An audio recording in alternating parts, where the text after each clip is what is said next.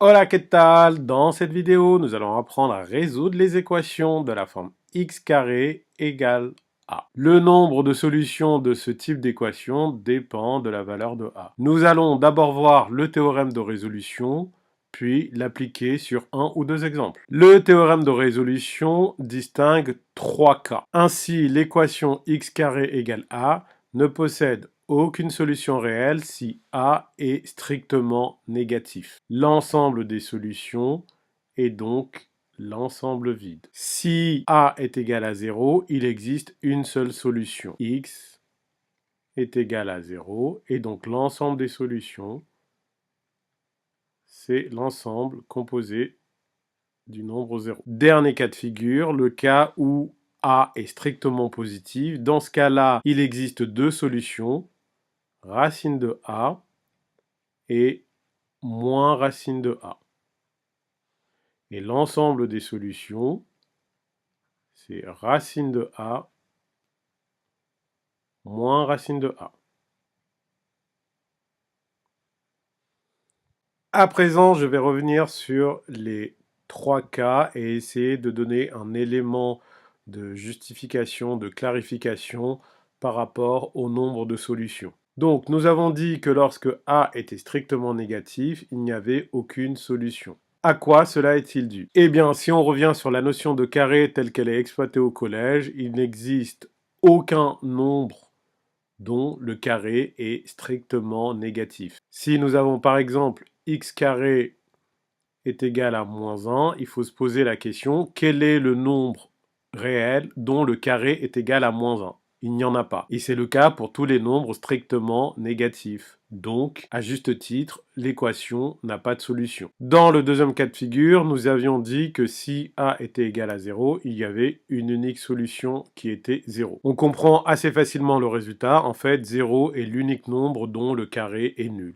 Donc, résoudre x carré égale 0 n'a pas d'autre solution que x égale 0. Donc dans le dernier cas de figure, si a est strictement positif, on a deux solutions, racine de a et moins racine de a. Eh bien, il faut juste garder à l'esprit que les carrés de deux nombres sont égaux si et seulement si les deux nombres sont égaux ou opposés. Et oui, moins 2 au carré, c'est égal à 4, et 2 au carré, c'est égal à 4.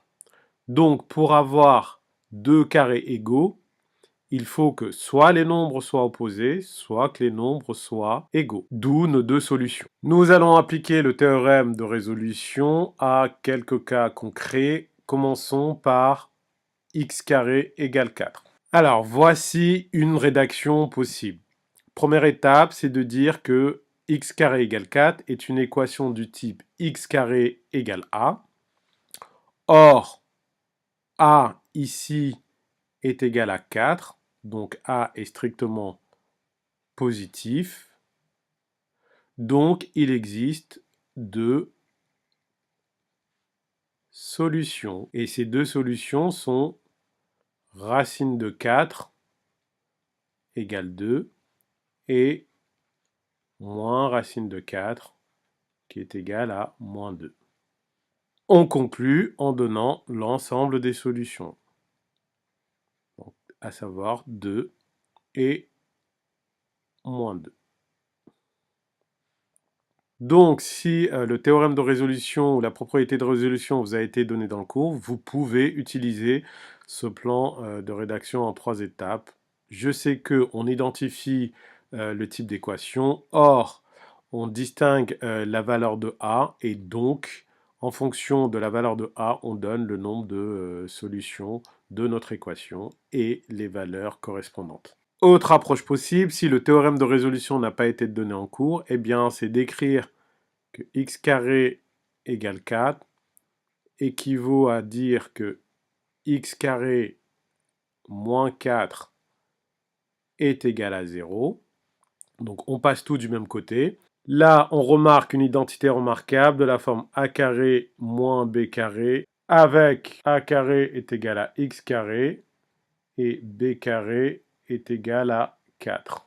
Donc sur cette base-là, on peut factoriser en disant que ça c'est égal à x moins 2, facteur de x plus 2, égale 0. En effet, quand on a a carré moins b carré, donc la forme factorisée, c'est a moins b, facteur de a plus b.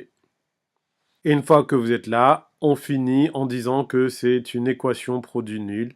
Donc x moins 2 est égal à 0 ou x plus 2 est égal à 0. Au moment où je fais la vidéo, ce résultat-là, à savoir les identités remarquables, ne sont plus au programme du collège en France, mais au programme du lycée, de la classe de seconde.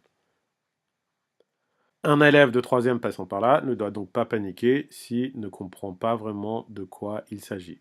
Ce sera donné au plus tard en classe de seconde. Pour ce qui est des équations produit nul, donc ça c'est tout à fait au programme de troisième et la démarche complète est donnée dans une autre vidéo. Je vous invite à aller la voir. Appliquons nos théorèmes de résolution sur un deuxième exemple, la résolution de l'équation moins 2x carré égale 9. Nous, ce que l'on sait résoudre, c'est x carré égale a. Notre équation peut y ressembler, mais c'est pas tout à fait ça. Donc, on va faire un petit travail intermédiaire pour amener ça à ce que l'on a dans le cours, dans le théorème. Donc, on va dire que moins 2x carré égale 9 équivaut à x carré est égal à moins 9 demi.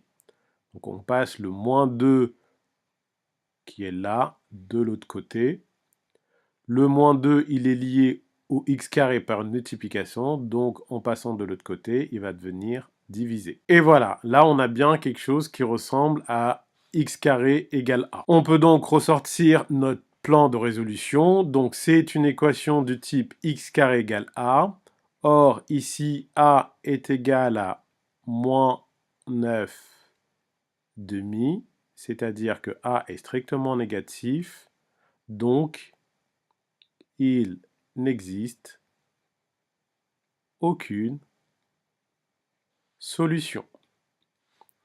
Donc S est égal à ensemble vide. Voilà, cette vidéo est à présent terminée. À très bientôt.